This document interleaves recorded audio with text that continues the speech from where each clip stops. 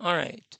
So the first thing we're gonna do is we're gonna right click on the ribbon, anywhere on the ribbon, and then we're gonna choose customize the ribbon.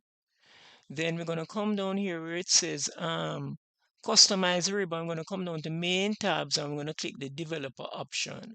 Right? I'm gonna click OK. And here now we see the developer.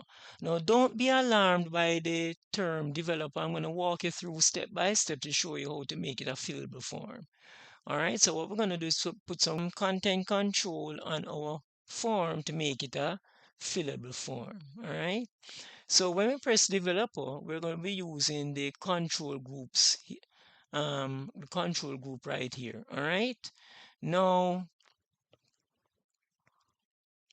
if I click on this option, it gives a drop down and it says legacy forms and active X forms, right?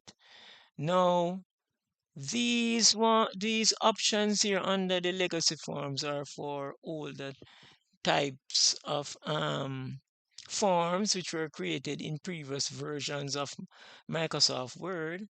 And this set down here, so you have some more options here under the active X controls. We have more options available down here. All right. So what we're gonna do for the date, right? You're gonna click